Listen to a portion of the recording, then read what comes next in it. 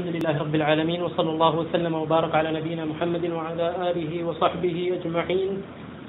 اللهم علمنا ما ينفعنا وانفعنا بما علمتنا وزدنا علما وعملا وهدى وتقا وسدادا ورشادا يا رب العالمين آمين. أما بعد،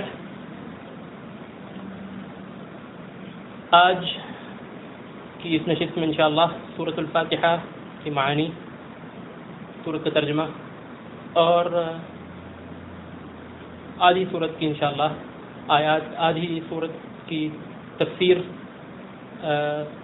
آپ کے سامنے رکھوں گا. اللہ تعالیٰ سے دعا ہے کہ اللہ تعالیٰ حق بات کہنے، سننے اور اس پر عمل کرنے کی توفیق عطا فرمائے. اعوذ باللہ من الشیطان الرجیم، بسم اللہ الرحمن الرحیم. الحمد للہ رب العالمین الرحمن الرحیم مالک یوم الدین. إياك نعبد وإياك نستعين اهدنا الصراط المستقيم صراط الذين أنعمت عليهم غير المغضوب عليهم ولا الضالين. شروع اللہ کے نام سے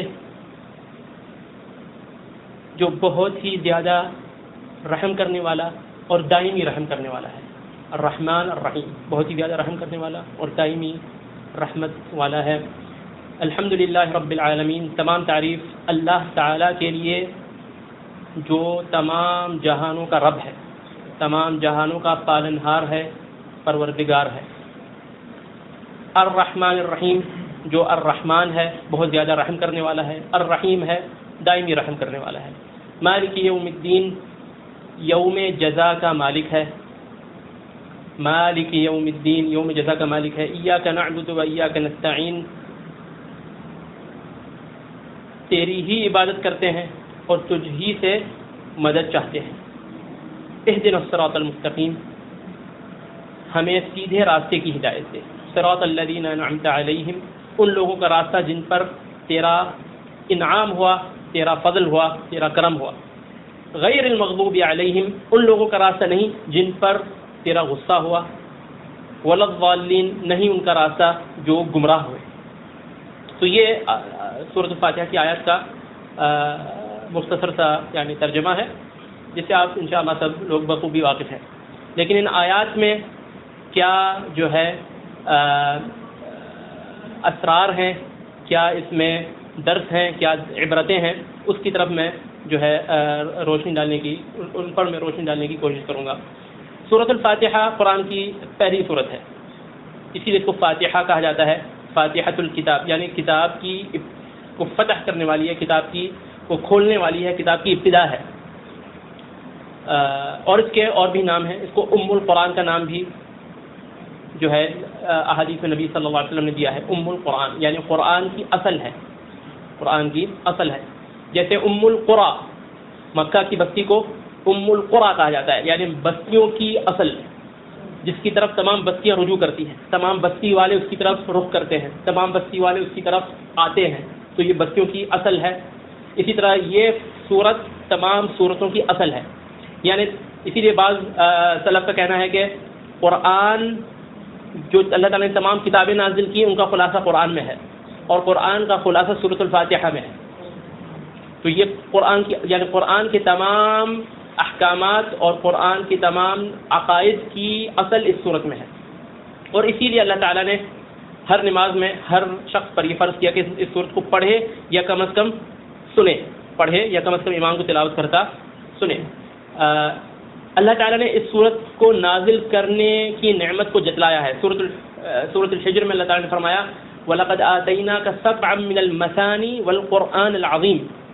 وَلَقَدْ آتَيْنَاكَ سَبْعًا مِّنَ الْمَثَانِي وَالْقُرْآنِ الْعَظِيمِ، یقیناً ہم نے آپ پر، اے نبی ہم نے آپ پر 7 بار بار دہرائی جانے والی آیتیں اور ایک عظیم قرآن نازل کیا ہے.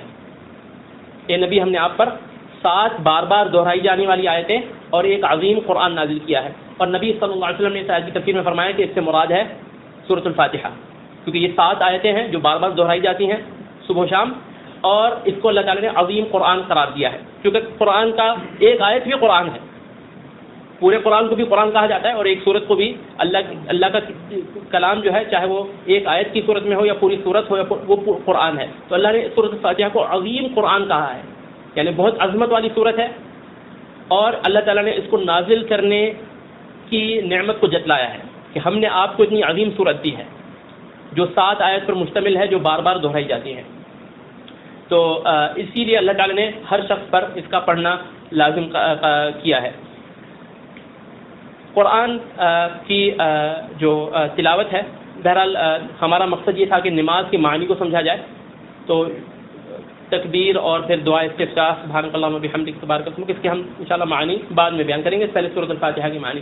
قرآن کی تلاوت سورۃ الفاتحہ کی ہو یا کبھی بھی انسان قرآن کی تلاوت کرے تو سب سے پہلے اعوذ باللہ من الشیطان الرجیم کہے کہ میں اللہ کی پناہ میں آتا ہوں شیطان مردود سے.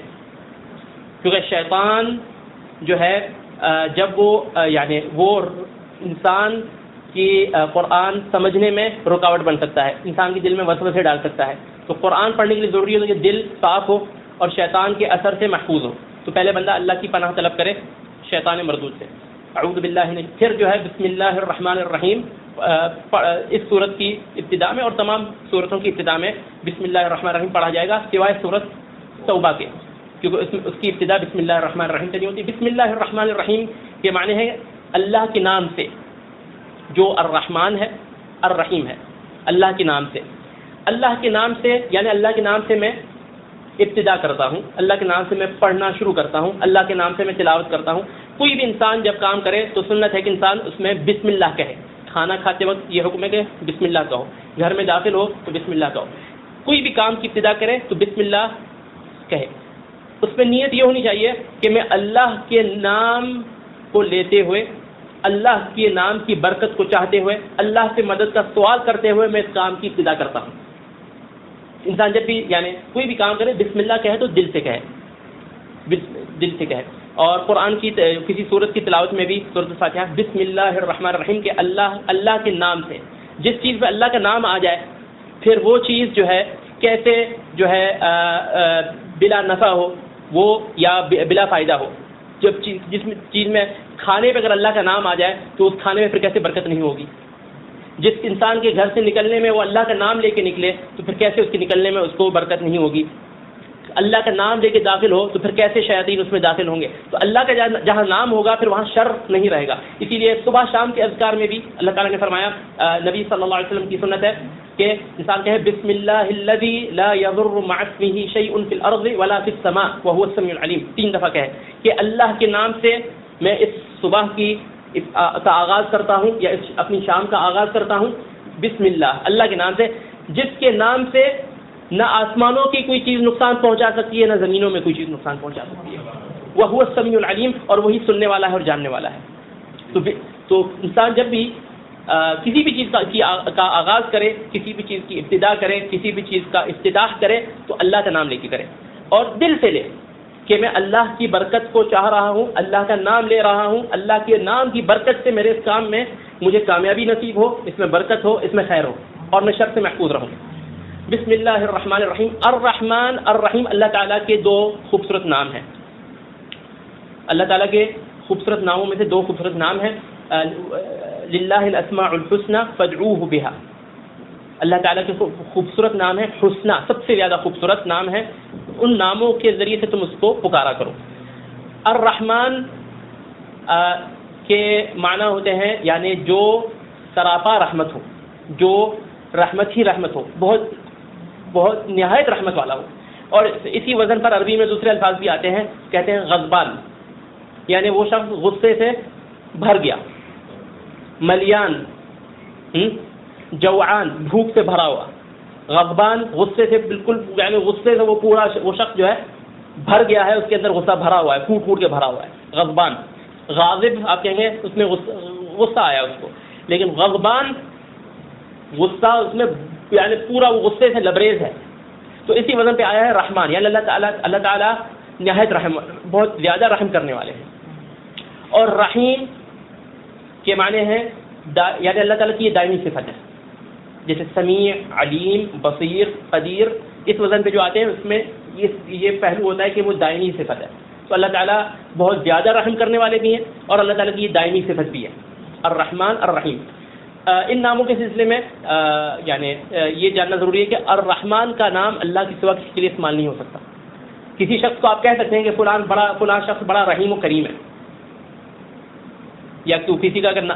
اللہ تعالیٰ نے اپنے نبی صلی اللہ علیہ وسلم کے بارے میں فرمایا بالمؤمنین رؤوف رحیم, کہ آپ صلی اللہ علیہ وسلم مومنین پر شفقت کرنے والے ہیں اور ان پر رحم کرنے. تو رحیم کہا اپنے نبی کو صلی اللہ علیہ وسلم کو رحیم. لیکن رحمان کا لفظ کسی غیر کے لیے اللہ کی طرف کسی اور کے لیے نہیں استعمال ہو سکتا کسی, یعنی اسی لیے اگر کسی کا نام عبد الرحمن ہو تو اس کو رحمان نہیں کہہ سکتے.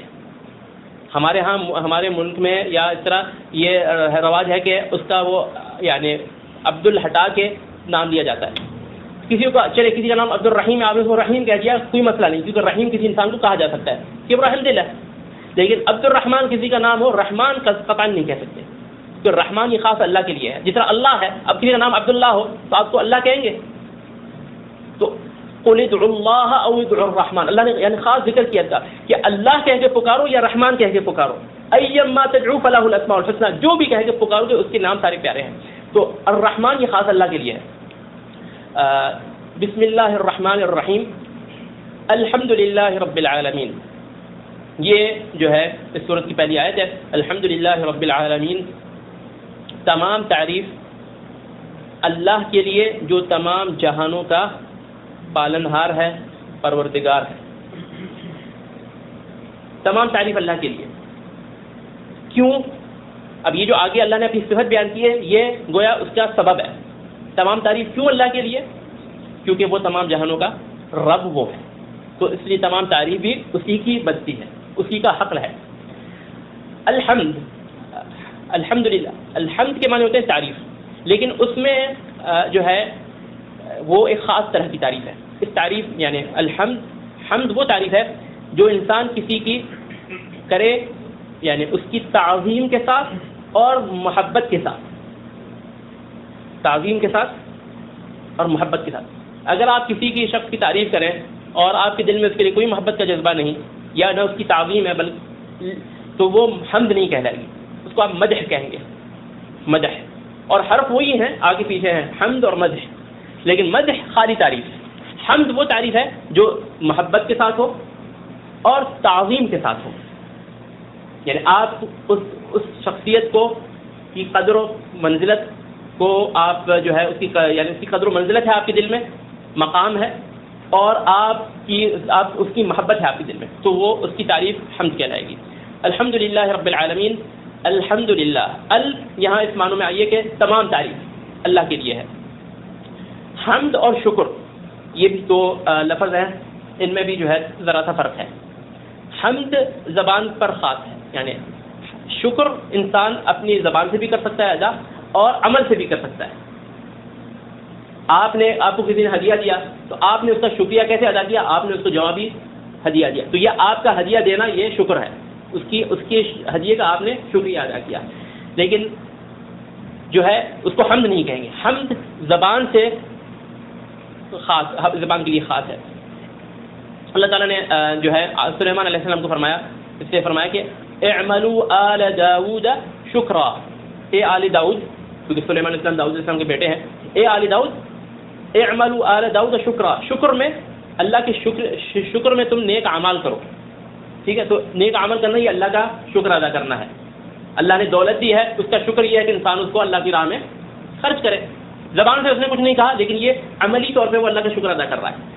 حمد زبان پر ہوتی ہے, اور حمد جو ہے اس شخص کی تعریف ہے چاہے اس نے کوئی احسان کیا ہو یا نہ کیا ہو. یعنی اس شخص کی آپ تعریف کے گن گائیں, اس شخص کی آپ تعریف بیان کریں کہ وہ کامل علم والا ہے. اللہ تعالیٰ کی ہستی کامل علم سے متصف ہے. اللہ تعالیٰ کی قدرت ہر چیز پر حاوی ہے. اللہ تعالیٰ خالق کائنات ہے. تو اللہ تعالیٰ کی آپ تعریف کریں چاہے اس میں آپ پر یعنی احسان ہو یا نہ ہو, لیکن آپ اللہ تعالیٰ کی صفات بیان کریں, یہ اللہ تعالیٰ کی حمد ہے. تو الحمدللہ رب العالمین, تمام تعریف اللہ کی, تمام تعریف اللہ کے لیے. کیوں؟ کیونکہ وہ رب العالمین ہے, وہ تمام جہانوں کا خالق رب ہے. اور رب کس کو کہتے ہیں؟ رب میں تین پہلو بہت اہم ہیں. خالق, تمام جہانوں کا خالق ہے, تمام جہانوں کا مالک ہے, اور تمام جہانوں کا نظام چلانے والا ہے, پالنہار ہے, پروردگار ہے. یعنی رزق اور تمام جو اس کے تدبیر ہے, اس کے کام, اس کا چلانا, یہ اللہ کے, اس کی گورننس وہ اللہ کے پاس ہے. اور عالمین تمام جہان، انسانوں کا جہان ہے، جنوں کا جہان ہے، حیوانات کے جہان ہے، پھر سمندری مخلوقات کے جہان ہے، جہاں وہ یعنی حشرات کیڑے مکوڑوں کا جہان ہے، پرندوں کا جہان ہے، فرشتوں کا جہان ہے، سارے تمام جہانوں کا خالق، مالک اور نظام چلانے والا، اس کی تدبیر کرنے والا، ان کو رزق دینے والا اللہ تعالیٰ کی ذات ہے۔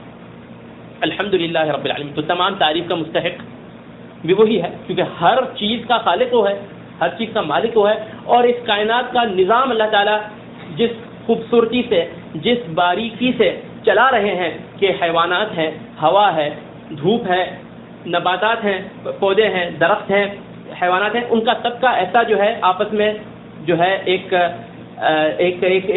یعنی اس تناسب ہے، اور ان کا اس طرح نظام چل رہا ہے کہ ایک چیز بھی وہاں سے ہٹا دی جائے تو نظام درہم برہم ہو جائے۔ نباتات نہ ہوں، اگر پودے نہ ہوں تو حیوانات باقی نہ رہیں، اور اگر سمندری کائنات نہ ہو، سمندر میں جانور نہ ہو تو جو ہے زمین پر جانوروں کا نظام ختم ہو جائے۔ تمام چیزیں آپس میں ایک دوسرے پر اعتماد کیے ہوئی ہیں، ایک جال ہے جس میں سے اگر آپ ایک بھی دھاگا نکال دیں تو وہ جال جو ہے، تو اللہ تعالیٰ ایک نظام چلا رہے ہیں یعنی اتنی باریکی کے ساتھ کہ انسان اگر اس کو سمجھنا ہی چاہے تو اس کے لیے مشکل ہے، جائے کہ اس میں وہ اس سے بہتر کچھ کر سکے۔ الحمدللہ رب العالمین، تو تمام جہانوں کا خالق ہے، مالک ہے، اور نظام چلا رہا ہے، اور ہر نعمت اسی کی طرف سے آتی ہے۔ وما بکم من نعمت فمن اللہ، تمہیں جو بھی نعمت آتی ہے، تمہیں جو بھی نعمت ملتی ہے وہ اللہ کی طرف سے ملتی ہے۔ بیٹا اولاد ملتی ہے اللہ ہی دیتا ہے، رزق ملتا ہے اللہ ہی دیتا ہے، جو بھی نعمت آتی ہے اللہ تعالیٰ ہی کی طرف سے آتی ہے۔ تو انسان اس بات کا دل سے اقرار کرے کہ ہر نعمت مجھے اللہ کی طرف سے ملتی ہے، اور پھر دل سے وہ کہے کہ الحمدللہ رب العالمین۔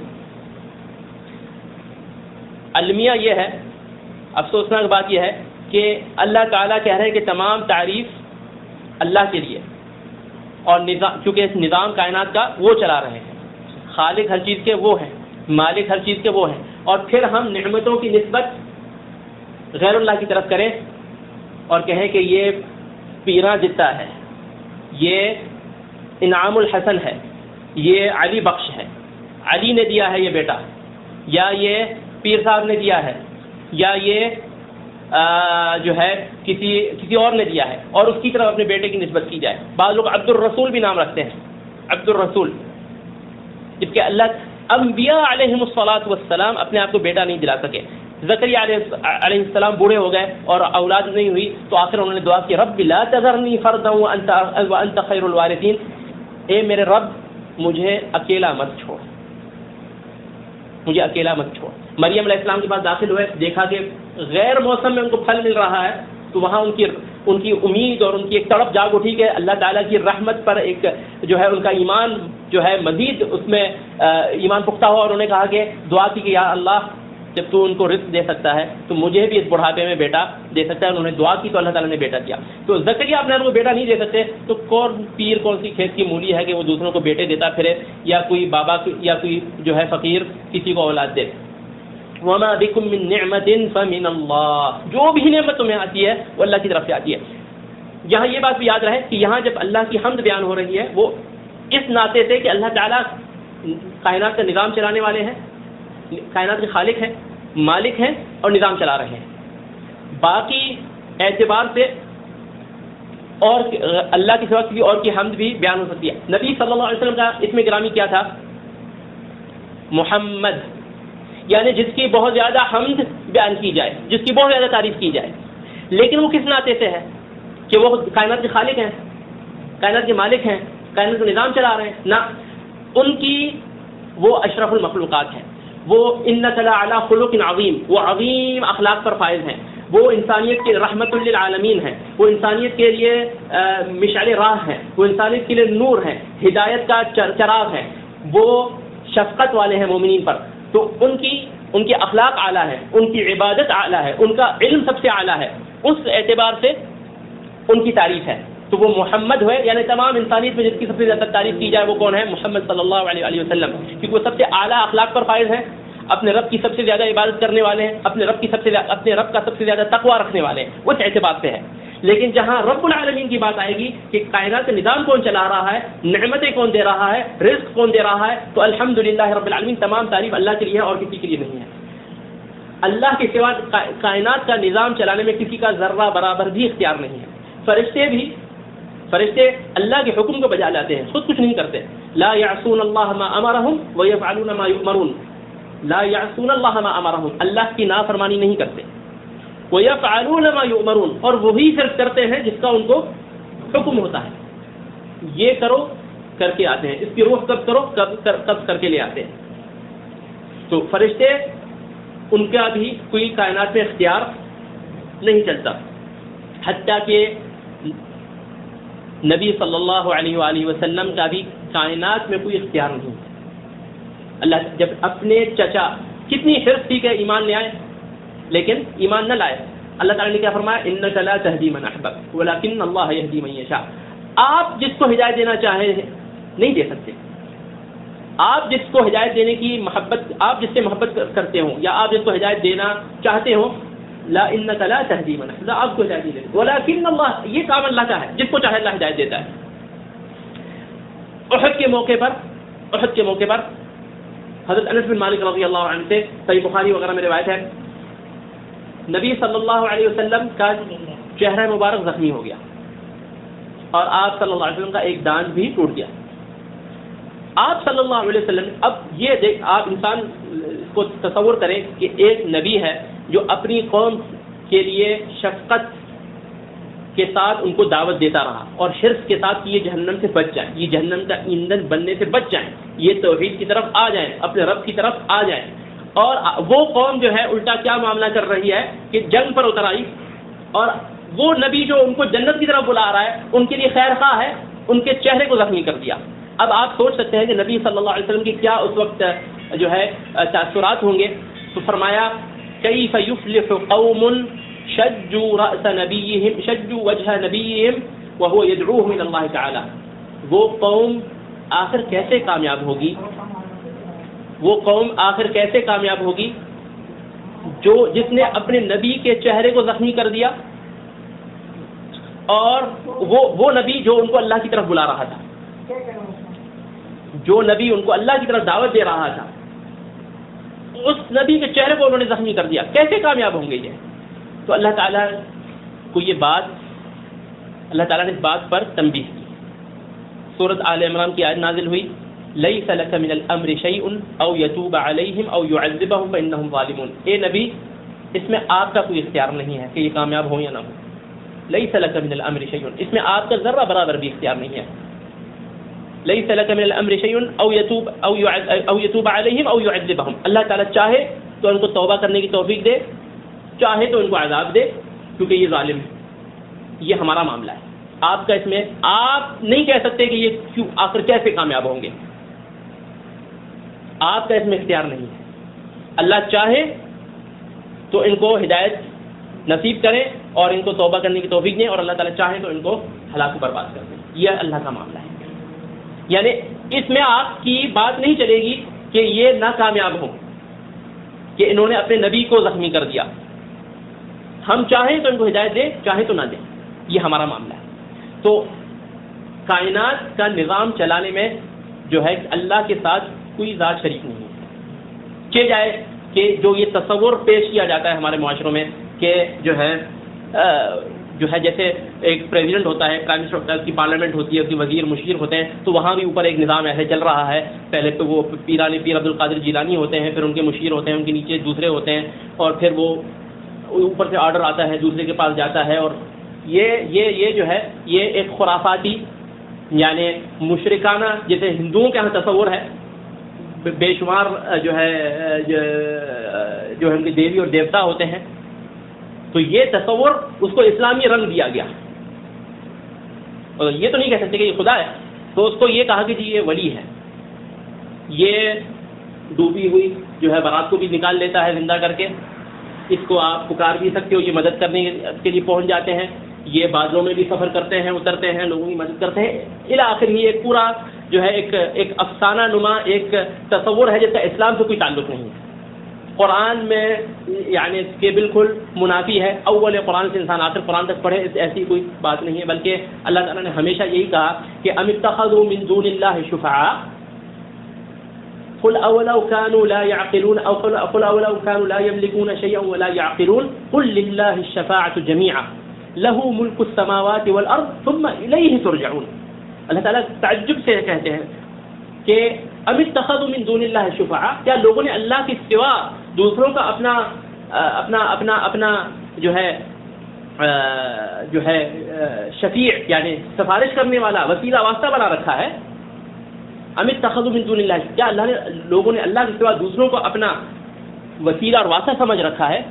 ان سے کہو کہ اگرچہ وہ کسی بھی چیز کے مالک نہ ہو, یعنی جن کو تم سمجھتے ہو کہ یہ کچھ ہے ہمارے وسیلہ واسطہ ہے اللہ کی طرف, اللہ تعالیٰ کہتے ہیں کہ قل للہ الشفاعۃ جميعا, کہو تمام سفارش یہ کس کی ملکیت ہے؟ اللہ کی ملکیت ہے, کسی کے اختیار میں نہیں ہے. اللہ تعالیٰ اگر کسی کو حکم دیں کہ تو فلاں کے لیے سفارش کر, یہ اللہ کی ہی بات ہے, اس شخص کو خود سے اختیار نہیں ہوگا. قیامت کے دن بھی اللہ تعالیٰ کہیں گے کہ اے حبیب آپ فلاں کے لیے سفارش کر سکتے ہو, فلاں کے لیے نہیں کر سکتے. حد مقرر کی جائے گی. ابراہیم علیہ السلام اپنے والد کے لیے سفارش کرنا چاہیں گے, اللہ تعالیٰ نہیں قبول کریں گے. تو یہ مشرکانہ تصور کیا ہے؟ مشرکانہ تصور یہ ہے کہ جیسے دنیا میں یہ ہوتے ہیں وزیر مشیر وسیلے واسطے ہوتے ہیں, آپ ان کے پاس جاؤ, وہ شخص کام نہیں کرنا چاہتا جو افسر ہے, آپ اس کے ذریعے سے جاؤ تو اس کے کہنے پر وہ کر دے گا کام, کیونکہ وہ جو شخص ہے اس شخص سے ڈرتا ہے, یا وہ اس شخص کو اس شخص کی ضرورت ہے. کہے گا اگر میں نے آج یہ میرے پاس لے آیا ہے ایک معاملہ, اگر میں اس کی نہیں قبول اس کی سفارش نہیں مانوں گا تو کل یہ میرے کام نہیں کرے گا, کل یہ میرے خلاف شکایت کر دے, کل یہ میری کرسی پہ نہ بیٹھ جائے, ٹھیک ہے, یا یہ مجھ سے ناراض نہ ہو جائے, اس کو ڈر ہے یہ مجھ سے کہیں. اللہ تعالیٰ تو کسی سے نہیں ڈرتے. ولا یخاف عقباها, اللہ تعالیٰ نے بستی تباہ کر دی, اللہ کو اس کی کوئی پرواہ نہیں. تو نہ اللہ تعالیٰ پر کوئی جو ہے کہ اللہ تعالیٰ نہ چاہتے ہو کسی کے کہنے پر کچھ کر دیں, نہ یہ ہے کہ اللہ کے دنیا میں سفارش کیوں ہوتی ہے. تین ہی چیزیں ہیں, یا تو اس شخص جو شخص ہے جو جسے آپ کام کروانا چاہ رہے ہیں اس کے علم میں نقص ہے, آپ اپنا معاملہ لے جاتے ہیں, وہ کہتے ہیں میں تو آپ کو نہیں جانتا, آپ کسی ایسے بندے کے تھرو آؤ ہاں جو اس کو میں جانتا ہوں, اس سے آپ لکھوا کے لاؤ ایک, ٹھیک ہے. تو اس کے علم میں نقص ہوتا ہے. اللہ تعالیٰ اللہ تعالیٰ اس سے بالا برتر ہے کہ اللہ کے علم میں نقص ہو. یا اس شخص کی رحمت میں نقص ہوتا ہے, تو اس کو پتا بھی ہے کہ یہ شخص محتاج ہے لیکن نہیں موڈ ہو رہا, لیکن اس کے آپ بیٹے کے ذریعے سے آئیں یا کسی دوست کے ذریعے سے آئیں یا کسی اس کے مشیر وزیر کے ذریعے سے آئیں, تو اب وہ جو ہے اس حالت میں وہ ہو جاتا ہے کہ یعنی ایسا محسوس کرتا ہے کہ اب کرنا پڑے گا, ٹھیک ہے, ایک طرح سے مجبور ہو جاتا ہے. تو یہ بھی اللہ تعالیٰ کی رحمت میں بھی کوئی نقص نہیں ہے, الرحمن الرحیم ہے. یا پھر اس شخص کی قدرت اور استطاعت میں نقص ہوتا ہے, اس کو ضرورت ہوتی ہے کہ کچھ لوگ اس کے لیے کام کریں, وہ خود سارے کام نہیں کر سکتا تو بانٹ دیتا ہے کام. تو اللہ تعالیٰ کی رحمت, اللہ تعالیٰ کی قوت اور قدرت میں بھی کوئی نقص نہیں ہے. تو وہ دنیا کی شفاعت کا معاملہ تو ہے ہی نہیں, کیونکہ دنیا کی شفاعت میں کیا ہوتا ہے, وہ شخص کا خود دخل ہوتا ہے اس چیز کو کرانے میں جو بیچ میں واسطہ ہوتا ہے. یعنی شفاعت جو ہے نا, اصل میں بات لمبی ہو رہی ہے لیکن شفاعت مختصر یعنی وطر کی ضد ہے, شفع وطر, اور شفع والوطر. تو شفع ہوتا ہے 2, یا یعنی وطر ہوتا ہے 1, ایون اور آڈ, ٹھیک ہے نا.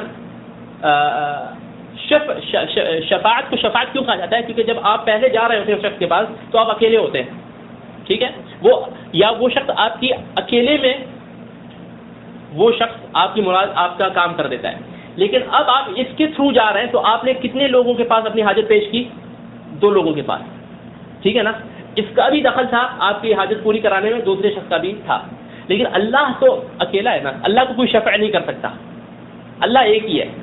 تو یہ دنیا کی شفاعت کا تصور وہاں بالکل نہیں ہے. اللہ تعالیٰ قیامت کے دن چاہے تو خود رحمت فرما کر کسی شخص کو جنت میں داخل کر دے, چاہے کسی فرشتے سے کہیں کہ اس کے لیے سفارش کرو پھر اس کو جنت میں داخل کریں, چاہے اپنے کسی رسول یا نبی یا کسی ولی سے کہیں کہ اس کے لیے سفارش کرو اور پھر اس کو جنت میں داخل کریں. لیکن معاملہ اللہ کے ہاتھ میں ہی ہوگا. اللہ تعالیٰ اگر اس سے راضی نہیں ہوں گے من ذا الذی یشفع عنده الا باذنہ، اللہ کی اجازت کے بغیر کون شفاعت کر سکے گا؟ تو اللہ راضی ہو جائیں گے اس شخص سے تو اللہ تعالیٰ کسی کو حکم دیں گے کہ یا اجازت دیں گے تم اس کے لیے سفارش کر سکتے ہو. تو یہ جو دنیاوی تصور ہے، یعنی مشرکانہ تصور ہے کہ اللہ تعالیٰ کے ہاں جو ہے پہنچنے کے لیے ضرورت ہوتی ہے واسطوں کی، یہ بالکل مشرکانہ تصور ہے. ورنہ اللہ تعالیٰ رب العالمین ہے، اور اللہ تعالیٰ نے قرآن میں جگہ جگہ کہا ہے کہ مجھے براہ راست پکارو. وقال ربکم ادعونی استجب لکم، تمہارے رب نے کہا، مجھے تمہارا رب کا اعلان ہے ادعونی، مجھے پکارو، استجب لکم، میں تمہاری پکار کا جواب دوں گا، میں تمہاری فریاد رسی کروں گا. اور اذا سألک عبادی عنی فانی قریب اجیب دعوت الداعی اذا دعان، اگر میرے بندے میرے بارے میں پوچھیں پس میں قریب ہوں. یہ بھی نہیں کہا کہ ان کو کہو میں قریب ہوں، بلکہ خود ہی جواب دیا میں قریب ہوں، پکارنے والے کی پکار کو سنتا ہوں. تو یہ الحمدللہ رب العالمین، اللہ تعالیٰ تمام جہانوں کا خالق ہے، مالک ہے، رازق ہے اور نظام چلانے والا ہے. اور یہ نظام اللہ تعالیٰ کس طرح چلا رہے ہیں؟ الرحمن الرحیم، رحمت کے ساتھ. یعنی اللہ تعالیٰ کی رحمت اللہ تعالیٰ کے غضب پر حاوی ہے. ان اللہ کتب کتابا وهو عنده فوق العرش ان رحمتی سبقت غضبی. نبی صلی اللہ علیہ وسلم فرماتے ہیں کہ اللہ تعالیٰ نے ایک کتابت لکھ رکھی ہے، اور یہ کتابت اللہ کے پاس ہے عرش کے اوپر، کہ میری رحمت میرے غصے پر غالب آ گئی. اور اللہ تعالیٰ عرش پر ہے، اور عرش تمام مخلوقات کو گھیرے میں لیے ہوئے ہیں. تو یہ اللہ کی کتابت کہ میری رحمت میرے غصے پر غالب آ گئی، یہ تمام مخلوقات کے لیے ہے. اس لیے فرمایا الرحمن علی العرش استوى. الرحمن یعنی اللہ تعالیٰ اپنی رحمت کے ساتھ عرش پر مستوی ہے، عرش کے اوپر بلند ہے، اور عرش جو ہے تمام مخلوقات کی چھت ہے. الرحمن الرحیم مالک یوم الدین، روز جزا کا مالک، آخرت کے دن کا مالک. آخرت کے دن اللہ تعالیٰ ہر دن کا مالک ہے، ہر دن کا مالک ہے، دنیا کا کہ ہر دن کا مالک ہے، آخرت کا بھی مالک ہے. لیکن اللہ تعالیٰ نے اس دن کا خاص ذکر کیا کیونکہ اس دن اللہ تعالیٰ کی بادشاہت اور اللہ تعالیٰ کی مملکت یعنی عیاں ہو کے سامنے آئے گی، اور پورے زور پر ہوگی، اور پورے جلال اور جمال کے ساتھ ظاہر ہوگی. کیونکہ اس دن انسان کی بدن پر نہ کپڑا ہوگا، نہ پیر میں جوتی ہوگی. حدیث میں آتا ہے صحیح بخاری مسلم میں نبی صلی اللہ علیہ وسلم نے فرمایا کہ اس دن لوگ اٹھائے جائیں گے غرلن جو ہے یعنی ننگے بدن ہوں گے اور ننگے پاؤں ہوں گے. فاول من یکسا ابراہیم، سب سے پہلے جس کو لباس پہنا جائے گا وہ ابراہیم علیہ السلام ہوں گے. تو اس دن انسان کے پاس کچھ نہیں ہوگا، اس لیے اس دن کا مالک یعنی اس دن انسان کے پاس کوئی اختیار نہیں ہوگا. ہر شخص جو ہے وہ اللہ تعالیٰ کی رحمت کا امیدوار ہوگا اس دن، اور کوئی اس کے پاس کوئی چیز نہیں ہوگی. وَكُلُّهُمْ آتِيهِ يَوْمَ الْقِيَامَةِ فَرْدًا، ہر شخص فردن اللہ کے سامنے حاضر ہوگا، کوئی چیز اس کے پاس نہیں ہوگی، نہ مال ہوگا، نہ بدن پہ کپڑا ہوگا، نہ پیر میں جوتی ہوگی. اور پھر اس دن دنیا میں بادشاہ ہوتے ہیں، دنیا میں بڑے سیٹ ہوتے ہیں، دنیا میں مالدار ہوتے ہیں. اس دن نہ بادشاہوں کی بادشاہت ہوگی، کچھ بھی نہیں ہوگی، سب برابر ہوں گے. اور اللہ تعالیٰ نے فرمایا کہ اس دن اللہ تعالیٰ پکاریں گے لمن الملک اليوم، کوئی جواب نہیں آئے گا کہ آج بادشاہ کس کی ہے، للہ الواحد القہار. پھر خود ہی اللہ تعالیٰ جواب دیں گے کہ آج بادشاہت ایک اللہ کے لیے ہے جو غلبے والا ہے. اور اس دن اللہ تعالیٰ نے اسی لیے تو مشرکین سے کہا کہ ما قدر اللہ حق قدرہ، مشرکین نے اللہ کی قدر ہی نہیں کی جیسے کرنی چاہیے. والارض جميعا قبضته يوم القيامه والسماوات مطويات بيمينه سبحانه وتعالى عما يشركون. اس دن زمین اللہ کی مٹھی میں ہوگی، اور آسمان تہ بتہ ہو کر اللہ کے دائیں ہاتھ میں ہوں گے. لوگوں نے اللہ کی قدر نہ کی جیسے کرنی چاہیے تھی، جبکہ اللہ کی شان یہ ہے کہ زمین اللہ کی مٹھی میں ہوگی اس دن، اور آسمان سارے لپٹ کر فولڈ اپ ہو کر اللہ کی دائیں ہاتھ میں ہوں گے. سبحانہ و تعالی، اللہ تعالیٰ فرماتے ہیں کہ اللہ پاک ہے اور برتر ہے تمام اس شرک سے جو لوگ کرتے ہیں. یعنی یہ وہ ذات جس کے ہاتھ میں زمین ہو ساری اور تمام آسمان اس کے دائیں ہاتھ میں ہو، پھر کون ہے جس کو جو لوگوں کی جو ہے لوگوں کے کام آئے، جو دنیا کا نظام چلائے، جو اس دن اپنی جو ہے کوئی اس کے پاس کوئی اختیار ہو، کوئی اختیار نہیں ہوگا. شفاعت وہ بھی اللہ تعالیٰ نے فرمایا قل للہ الشفاعۃ جمیعا، شفاعت بھی اللہ کی ہی، تمام شفاعت اللہ ہی کی ملکیت ہے. ولا یشفعون الا لمن ارتضى، سفارش جو کرنے والے کریں گے وہ بھی اسی کے لیے جس سے اللہ راضی ہو چکا ہو. تو بات اللہ کی راضی ہونے کی ہے. اللہ راضی نہیں ہوا تو پھر کسی کی شفاعت کام نہیں آئے گی. نبی صلی اللہ علیہ وسلم ابو طالب کو جہنم سے نہیں نکال سکیں گے، ابراہیم اپنے باپ کو جہنم سے نہیں نکال سکیں گے. تو بات ہے اللہ راضی ہو جائے. اس لیے فرمایا کہ شفاعت بھی اللہ کی ملکیت ہے، کسی کے اختیار میں نہیں ہے. اللہ تعالیٰ جس کو اجازت دیں گے، جس کے لیے اجازت دیں گے، جب اجازت دیں گے، جس طرح اجازت دیں گے اسی طرح ہوگی. تو یہ ہے مالک یوم الدین. یعنی اب تسلسل دیکھیں، تمام جہانوں کا رب. پھر فرمایا الرحمن الرحیم، یعنی وہ نظام چلا رہا ہے رحمت کے ساتھ. پھر فرمایا کہ آخرت کے دن کا بھی مالک ہو، یعنی دنیا کا بھی مالک ہو، تمام جہانوں کا مالک بھی وہ، تمہاری زندگی کا مالک بھی وہ، تمہیں رزق دینے والا تمہارا پالنہار پروردگار بھی وہ. پھر فرمایا مالک آخرت کے دن بھی اسی کے پاس جانا ہے. تو اول بھی اس کے پاس، آخر بھی اس کے پاس، اول بھی وہ، آخر بھی وہ. جب ہر چیز اس کے پاس تو نتیجہ کیا نکلتا ہے؟ ایاک نعبد و ایاک نستعین. اے رب تو ہی تمام جہانوں کا پالنہار ہے، تمام چیزوں کا خالق اور مالک ہے، آخرت میں بھی تیرے پاس ہی جانا ہے، بس ہم تیری ہی عبادت کرتے ہیں. ایاک نعبد و ایاک نستعین، اور تجھ ہی سے مدد کا سوال کرتے ہیں، تیری ہی عبادت کرتے ہیں اور تجھ ہی سے مدد کا سوال کرتے ہیں. تو یہ اس کا نتیجہ ہے، یعنی وہ تمہید ہے. وہ تمہید ہے کہ اللہ تعالیٰ نے بتا دیا کہ ہر چیز کا جب خالق وہ ہے، مالک وہ ہے، نظام وہ چلا رہا ہے، دنیا بھی اس کی ہے اور آخرت کے دن کا مالک بھی وہ ہے، حساب بھی اسی نے لینا ہے. تو پھر کیوں دوسروں کی عبادت کرتے ہو؟ ایاک نعبد و ایاک نستعین، عبادت تیری کرتے ہیں اور تجھ ہی سے مدد مانگتے ہیں.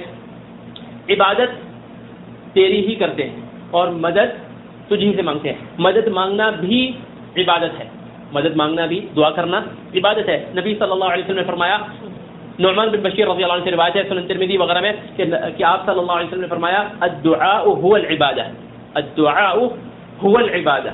پھر آپ صلی اللہ علیہ وسلم نے اس آیت کی تلاوت فرمائی کہ وقال ربكم ادعوني استجب لكم ان الذين يستكبرون عن عبادتي سيدخلون جهنم داخرين. آپ صلی اللہ علیہ وسلم نے فرمایا کہ دعا ہی اصل عبادت ہے، دعا ہی عبادت ہے. اور پھر اس آیت کی تلاوت فرمائی کہ قال ربكم ادعوني استجب لكم، تمہارے رب نے یہ کہا ہے کہ مجھے پکارو میں جواب دوں گا. ان الذين يستكبرون عن عبادتي، جو میری عبادت سے تکبر کریں گے. یہاں عبادت سے کیا مراد ہے؟ ٹھیک ہے، آیت کے شروع میں کیا ہے؟ مجھ سے دعا کرو میں قبول کروں گا، میں جواب دوں گا. جو میری عبادت سے تکبر کریں گے یعنی میری دعا سے، تو پہلے دعا کا لفظ استعمال کیا پھر عبادت، یعنی یہ دعا جو ہے عبادت ہے. اور یہ بہت سی مقامات پر قرآن میں آیا ہے. شروع آیت میں عبادت کا لفظ ہوتا ہے، پھر اس کی جگہ دعا کا لفظ آ جاتا ہے، یا پہلے دعا کا لفظ ہوتا ہے پھر اس کی جگہ قل انی نہیت ان اعبد الذین تدعون من دون اللہ، قل انی نہیت ان اعبد الذین تدعون من دون اللہ. مجھے منع کیا گیا ہے، اے نبی کہہ دیجئے مجھے منع کیا گیا ہے کہ میں ان کی عبادت کروں جن کو تم پکارتے ہو. یہ نہیں کہا کہ ان کو میں پکاروں جن کو تم پکارتے ہو، نہیں، ان کی عبادت کروں جن کو تم پکارتے ہو. یعنی پکارنا کیا ہوا؟ عبادت ہوا. تو یہاں بھی نبی صلی اللہ علیہ وسلم نے آیت کی تلاوت فرمائی کہ تمہارے رب نے یہ کہا کہ مجھے پکارو میں جواب دیتا ہوں، بس جو میری عبادت سے تکبر کریں گے وہ جہنم میں ذلیل و خوار ہو کے ڈالے جائیں گے. تو دعا کیا ہے؟ عبادت ہے، بلکہ اصل عبادت ہے. دعا کی کیا معنی ہے؟ خیر طلب کرنا، پکارنا اپنے رب کو، یا تو خیر طلب کرنا یا شر سے پناہ مانگنا. انسان جو بھی کام کرتا ہے، حتیٰ جو روزہ رکھتا ہے، اپنی زبان سے ایک کلمہ نہیں ادا کرتا، روزہ کیوں رکھتا ہے؟ وہ اپنے عمل سے دعا کر رہا ہے کہ یا رب مجھے جنت نصیب کر، اب تو راضی ہو جا، تو مجھے اپنے غضب سے محفوظ رکھ، عذاب سے محفوظ رکھ. تو ہر عمل کیا ہے؟ دعا ہے. تو اس لیے فرمایا دعا اصل عبادت ہے. تو ایاک نعبد، ہم تیری ہی عبادت کرتے ہیں، اس میں دعا بھی شامل ہو گئی. لیکن پھر الگ سے فرمایا اور تجھ ہی سے مدد مانگتے ہیں، تاکہ کوئی یہ نہ کہہ سکے کہ مجھے پتہ نہیں تھا. خاص ذکر کر دیا کہ تیری ہی عبادت کرتے ہیں اور تجھ ہی سے مدد مانگتے ہیں، تاکہ کوئی یہ نہ کہہ سکے کہ میں ان کی عبادت تھوڑی کرتا تھا، میں تو ان کو پکارتا تھا، وہ تو ہمارے وسیلے واسطے تھے. الگ سے ذکر کر دیا کہ جہاں عبادت اللہ کے لیے خاص ہے وہاں یہ دعا بھی اللہ کے لیے خاص ہے. اور دوسری اس میں حکمت یہ ہے کہ کوئی یہ نہ سمجھے کہ وہ عبادت کرتا ہے تو اپنی طاقت سے کرتا ہے، اپنے اختیار سے کرتا ہے، اپنے بل پہ کرتا ہے. بلکہ اللہ کی توفیق ہوتی ہے تو کرتا ہے. تو اس تکبر کو توڑنے کے لیے ایاک نعبد، اے رب تیری ہی عبادت کرتے ہیں، وہ ایاک نستعین، اور تجھ ہی سے مدد کا سوال کرتے ہیں کہ تو ہمیں اپنی عبادت کرنے کی توفیق دے. یعنی ہم عبادت تیری کرتے ہیں تو یہ بھی تیری ہی توفیق ہے، اس لیے ہم تیری مدد کے سوال گو ہیں کہ تو ہمیں توفیق دے تو ہم تیری عبادت کر سکیں. ایاک نعبد یہ اللہ کی وحدانیت کا اقرار ہے، وہ ایاک نستعین اپنی عاجزی کا اقرار ہے کہ تجھ ہی سے مدد مانگتے ہیں، عبادت بھی خود نہیں کر سکتے، تیری توفیق ہوگی تو کریں گے. ایاک نعبد و ایاک نستعین. اسی لیے جو ہے انسان ہمیشہ جو ہے اللہ کا یعنی اللہ تعالیٰ سے یہ سوال کیا کرے کہ اللہ تعالیٰ توفیق دے نیک عمل کرنے کی، نیک عمل کرنے کی توفیق دے. انسان کبھی یہ نہ سمجھے کہ میں خود کرتا ہوں اور جو ہے یعنی اس میں میرا کمال ہے، بلکہ یہ اللہ تعالیٰ کی توفیق کے بغیر نہیں ہو سکتا. اور اگر اللہ تعالیٰ توفیق چھین لے تو پھر انسان کچھ نہیں کر سکتا. اسی لیے نبی صلی اللہ علیہ وسلم نے ہمیں یہ دعا سکھلائی ہے. ہم جو ہے معاذ بن جبل رضی اللہ عنہ کو یہ دعا سکھلائی، فرمایا کہ ہر نماز کی بات کہا کرو اللہم اعنی علی ذکرک و شکرک و حسن عبادتک. اے اللہ تو میری مدد کر، مجھے توفیق دے، میری اعانت کر. اعنی، اللہم اعنی علی، مجھے میری مدد کر کہ میں تیرا ذکر کر سکوں، تیرا شکر ادا کر سکوں اور تیری اچھے انداز میں عبادت کر سکوں. تو انسان جو ہے عبادت کے ساتھ استعانت کے پہلو کو بھی مد نظر رکھے کہ جہاں عبادت کرے وہاں اللہ سے توفیق کا بھی ہر وقت سوال کرتا رہے. اللہ تعالیٰ سے دعا ہے کہ اللہ تعالیٰ ہمیں سورۃ الفاتحہ کے معنی کو سمجھنے کی توفیق عطا فرمائے اور ہمیں جو ہے نماز کو سمجھ کے پڑھنے کی توفیق عطا فرمائے. آمین. وصلی اللہ وسلم وبارک علی نبینا محمد وعلی آلہ وصحبہ اجمعین والحمد للہ رب العالمین. آج ہی صورت ہو گئی، آج ہی انشاءاللہ اگلی مجلس میں.